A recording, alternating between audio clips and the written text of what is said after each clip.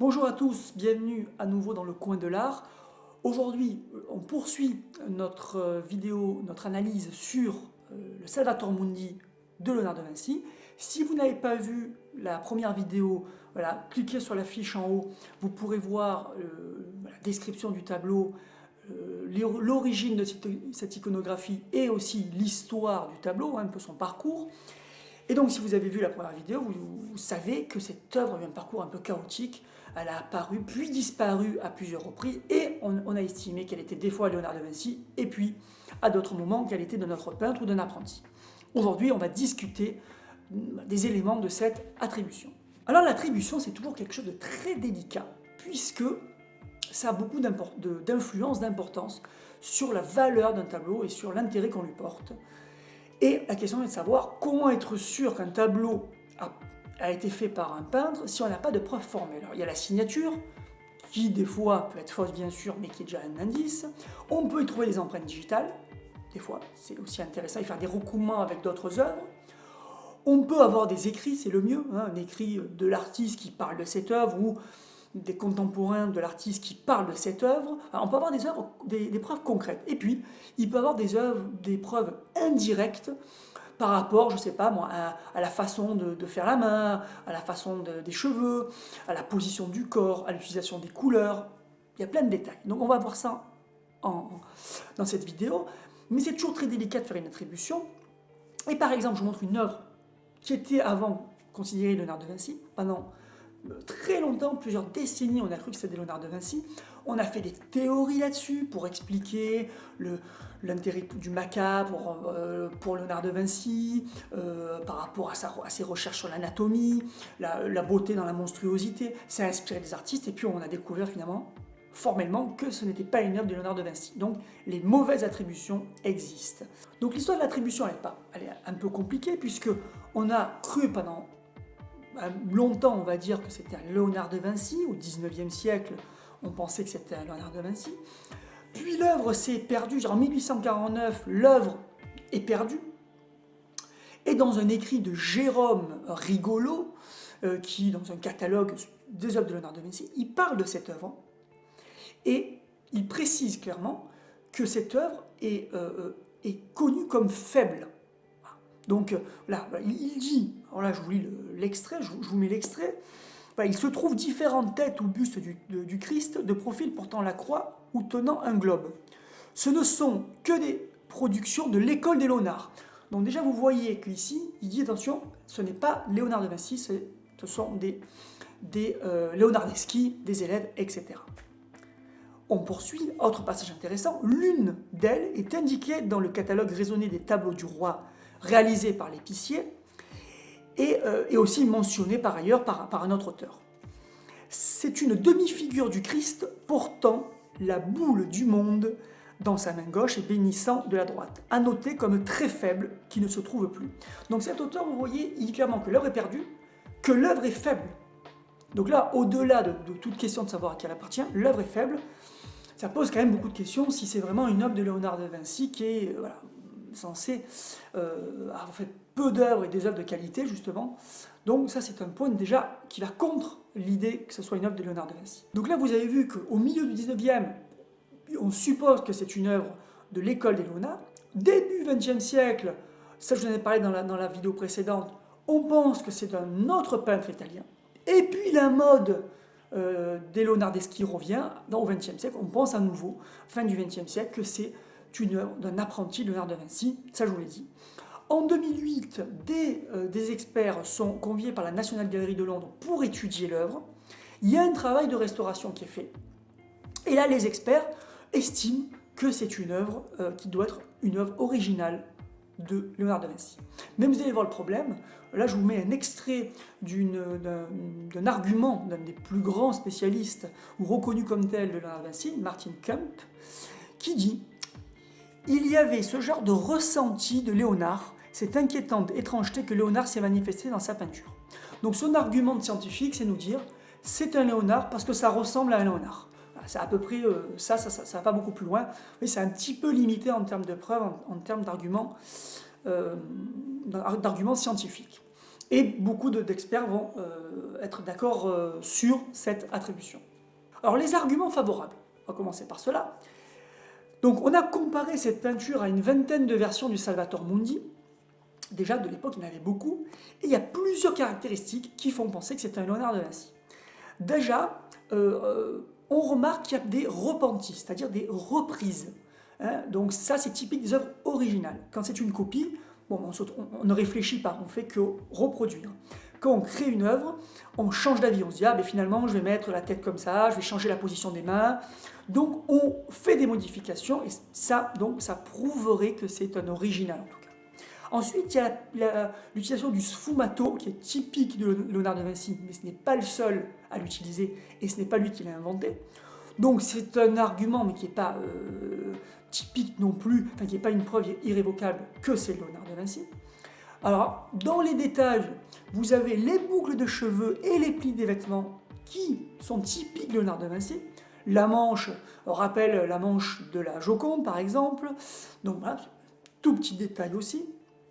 Alors le travail sur la réfraction optique produite sur le globe que tient, c'est un travail de virtuosité qu'on peut retrouver chez Léonard de Vinci et qui serait logique vu son intérêt pour les mathématiques. Mais attention, Léonard de Vinci rencontre Pacioli en 1496 et suit ses cours dans les années 1500. Donc, ça veut dire que ces connaissances mathématiques datent de ces années-là, donc peut-être qu'il aurait voulu les appliquer directement dans ce tableau-là, mais en même temps, c'est possible, voilà, ça correspond au niveau des dates en tout cas. Au niveau matériel, les pigments et le panneau qui est en noyer sont les mêmes que la Joconde. La Joconde, c'est en noyer et les pigments sont les mêmes. L'utilisation des pigments de couleur, on retrouve les mêmes caractéristiques. Enfin, dernier argument, il existe une gravure faite par un artiste, je vous mets le nom, peu importe, qui en 1650 l'a reproduite d'après l'œuvre originale et censément d'une œuvre de Léonard de Vinci. Donc on a une preuve, donc ça prouve que cette œuvre est d'au moins 1650. Mais en même temps, Léonard de Vinci est mort depuis plus de 100 ans, donc c'est un argument qui a avancé, mais ça ne prouve pas grand-chose, à part que cet artiste a copié un Salvator Mundi à 1650, après que lui estimait que c'était Léonard de Vinci, ce n'est pas une preuve en soi, puisque Léonard de Vinci était mort depuis bien longtemps. Autre argument, mais alors là, qui a vraiment du poids, c'est qu'on a retrouvé des dessins, là je vous mets un exemple, des dessins préparatoires de Léonard de Vinci, donc qui laissent vraiment, qui ressemblent vraiment à cette œuvre, et là c'est quand même une preuve tangible, même si ça ne veut pas dire que c'est pas un de ses apprentis qui se serait inspiré de ses dessins, par exemple, ou un faussaire, mais c'est quand même une preuve intéressante. Et le papier de ces dessins préparatoires, eh bien, on peut le dater de l'époque de Léonard de Vinci. Donc, c'est du type de Léonard de Vinci. Donc, ce dessin, on l'a attribué à Léonard de Vinci, c'est pareil, on n'en est pas sûr. Et donc, ça serait une preuve. Voilà. Donc, c'est aussi par rapport à une attribution. Un détail aussi qui a fait beaucoup réfléchir les experts, ce sont les hachures autour du visage.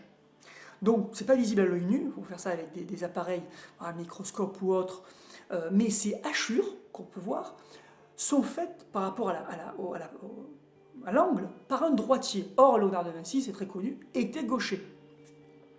Donc, pendant longtemps, on s'est dit, ah, oui, c'est bien la preuve que c'est pas Léonard de Vinci. Sauf que c'est devenu un argument pour, puisque des analyses au Louvre, donc plus perfectionnées, ont montré que ces hachures ont été rajoutées. Donc c'est normal que ça ne soit pas Léonard de Vinci. Mais ça pose toujours le problème, pourquoi faire tant de modifications? Au niveau des mains, il y a un truc intéressant. Cette main telle qu'elle est faite au niveau anatomique, c'est typique de Léonard de Vinci, ça rappelle le travail que fait Léonard de Vinci sur les mains.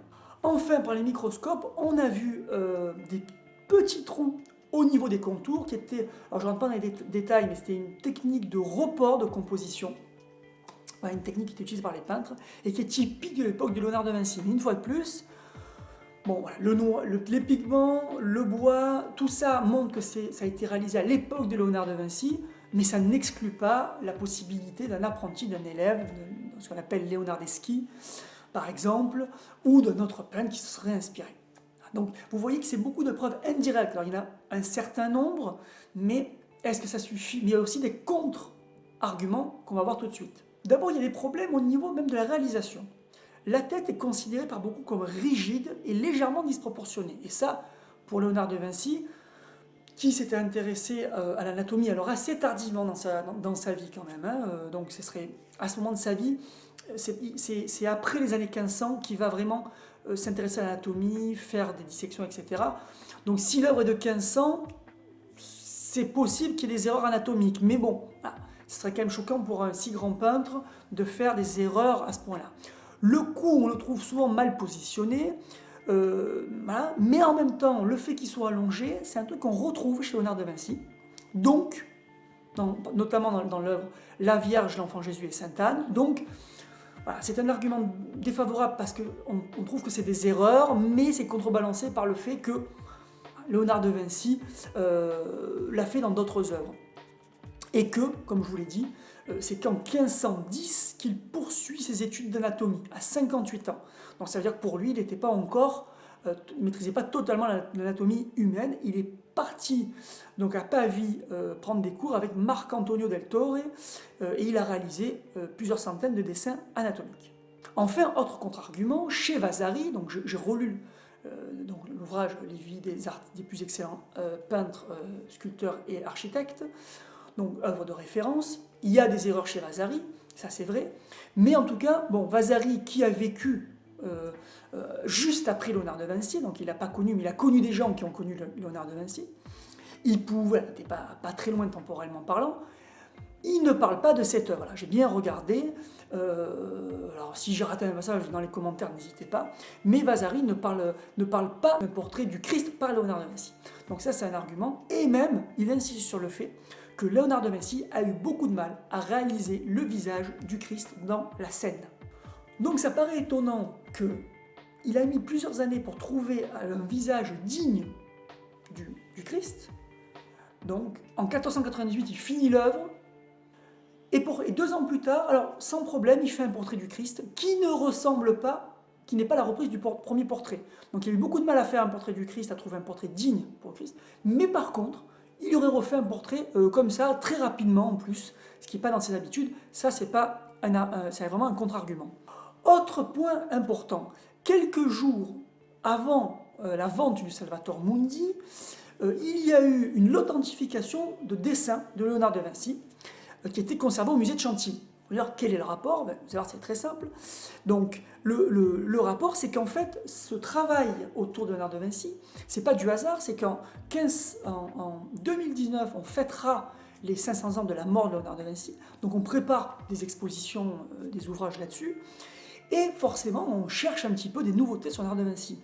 Donc, dans ces moments-là, c'est un peu dangereux parce qu'on est vite tenté de faire des attributions rapides pour avoir de la matière. Et donc, bizarrement, on a un Salvator Mundi qui devient une œuvre qui est vendue très cher. En même temps, vous avez ces dessins qui sont reconnus maintenant de Léonard de Vinci. Voilà, ça fait beaucoup. Voilà, et ça peut être, je ne dis pas que c'est volontaire, mais ça peut être aussi involontaire. À force de vouloir trouver les œuvres de Léonard de Vinci, on finit par se convaincre que ça en est. Autre contre-argument sur l'attribution, c'est que le fond noir de cette œuvre a un point particulier, c'est que déjà, Léonard de Vinci est connu pour ses fameux paysages, comme dans la Joconde, où il utilise, là je vous mets la Joconde, où il utilise justement la perspective atmosphérique, hein, et donc c'est une technique qu'il a particulièrement développée. Donc là il y a un fond noir, c'est étrange. Et autre point étrange, c'est que les 2 autres œuvres, je vous mets les 2 autres œuvres qui ont des fonds noirs, la Dame à l'Hermine et le Saint Jean-Baptiste, ce sont des œuvres qui ont été attribués, mais avec difficulté. Alors, il y a eu des débats, des scientifiques, des historiens de l'art ne sont pas d'accord sur l'attribution. Voilà. Donc, ça fait encore une autre œuvre avec un fond noir. Voilà. On sait que c'est un point délicat et que ce n'est pas un argument pour attribuer à Léonard de Vinci. La durée d'exécution, je vous en ai parlé, il aurait fait cette œuvre-là rapidement, alors qu'en général, il met plusieurs années. Il a mis plus de 3 ans pour la scène, il a mis plus de 8 ans pour la Vierge, l'Enfant Jésus et Sainte Anne, il a mis 11 ans pour la Joconde, et là bizarrement il aurait fait une œuvre hyper rapidement, vous avouerez que c'est étrange. Et puis dernier point, en plus qu'il a été rapide, en l'an 1500, il était très occupé puisqu'il est allé à Venise pour un projet d'urbanisme qui est tombé à l'eau, mais quand même, il a travaillé là-dessus. Il est allé à Bologne, il est allé ensuite à Florence avec Luca Pacioli, donc son professeur de mathématiques. Puis, une fois à Florence, il a accepté la commande d'un retable, plus il s'est occupé de la consolidation d'une église. Vous voyez, ça fait beaucoup, et au milieu de tout ça, il aurait eu le temps de faire un tableau, lui à qui il faut 10 ans en général pour faire un tableau. C'est aussi un contre-argument pour cette commande de Louis XII en 1500 qu'il aurait réalisée immédiatement. Donc en conclusion, qu'est-ce qu'on peut garder un peu de cette analyse? On peut voir qu'il est difficile d'avoir des certitudes pour une attribution d'œuvre. Ici, vous avez beaucoup d'arguments pour l'attribution, mais indirecte. Vous avez beaucoup de contre-arguments qui, en tout cas, mettent le doute. Et dans tous les cas, est-ce qu'avec autant de doutes, on peut estimer qu'une œuvre vaut 450 millions? Et enfin, n'oubliez pas que l'œuvre qu'on estime être de Léonard de Vinci, celle que vous voyez là, a été restaurée. Donc ça veut dire que on ne sait pas quelle part de vérité il y a dans cette restauration. C'est-à-dire, je ne dis pas que la restauratrice a volontairement triché et fait du Léonard de Vinci, mais si vous dites à une restauratrice, voilà, c'est un tableau de Léonard de Vinci, restaurez-le, ben, elle va restaurer dans l'état d'esprit de Léonard de Vinci, volontairement et involontairement, parce qu'on lui a dit que c'était Léonard de Vinci. Et à ce moment-là, elle va faire en sorte que ça se rapproche des habitudes de Léonard de Vinci. Ce qui fait qu'à la fin, évidemment, ça ressemble encore plus à un tableau de Léonard de Vinci. Mais est-ce que c'était vraiment comme ça à l'origine? Difficile à dire. Donc il faut faire très attention. Quand vous entendez des nouvelles attributions à des grands maîtres, soyez toujours vigilants, voilà, essayez un petit peu d'analyser ce que c'est possible au niveau chronologique, au niveau des habitudes, etc. Est-ce qu'il n'y a pas bizarrement un anniversaire qui arrive et c'est tout comme par hasard, on retrouverait un tableau, ça serait intéressant. En tout cas, donnez-moi votre avis, je suis curieux de savoir si vous pensez que c'est Léonard de Vinci. Moi, vous l'avez peut-être compris, j'ai des doutes, c'est vrai que ça ressemble à Léonard de Vinci une fois restauré, mais moi, personnellement, je n'irai pas jusqu'à dire avec certitude que c'est Léonard de Vinci. Donc, donnez-moi votre avis. Abonnez-vous à la chaîne. Donc, en bas, vous abonnez, vous cliquez et vous cliquez sur la clochette pour être mis au courant des futures vidéos. On se retrouve bientôt avec des vidéos générales sur l'histoire de l'art. On commencera, donc on ira de l'Antiquité à la Deuxième Guerre mondiale, en parlant de tous les arts principaux, peinture, sculpture, architecture, musique, et aussi parfois d'autres arts comme la tapisserie, quand ça sera intéressant, comme la verrerie et autres. Donc ce sera une longue série de vidéos pour vous parler de façon générale de toute l'histoire de l'art. D'ici là, vous pouvez me suivre aussi sur la page Facebook qui est dans la description, et je vous dis à très bientôt. Ciao!